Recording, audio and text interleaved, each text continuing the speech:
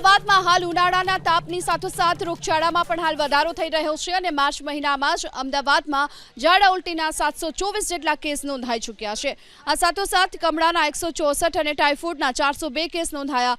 કોલેરાના પણ અમદાવાદ શહેરમાં 12 કેસ છે। મચ્છરજન્ય અને પાણીજન્ય રોગચાળો પણ સતત વધ્યો છે। જાન્યુઆરીની વાત કરીએ, જાન્યુઆરીથી 30 માર્ચ સુધીમાં અમદાવાદ શહેરમાં ઝાડા ઉલટીના 1510 કેસ નોંધાયા હતા અને જ્યારે આ જ સમયગાળા દરમિયાન કમળાના 566ની સાથે ટાઇફોઇડના પણ 909 કેસ નોંધાયા છે। અમદાવાદમાં હાલ ઉનાળાના તાપની સાથોસાથ રોગચાળામાં પણ હાલ વધારો થઈ રહ્યો છે અને માર્ચ મહિનામાં જ અમદાવાદમાં ઝાડા ઉલટીના 724 જેટલા કેસ નોંધાઈ ચૂક્યા છે।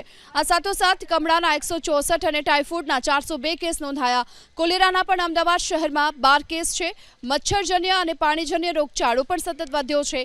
જાન્યુઆરીની વાત કરીએ, જાન્યુઆરીથી 30 માર્ચ સુધીમાં અમદાવાદ શહેરમાં ઝાડા ઉલટીના 1510 કેસ નોંધાયા હતા અને જ્યારે આ જ સમયગાળા દરમિયાન કમળાના 566ની સાથે ટાઇફોઇડના પણ 909 કેસ નોંધાયા છે।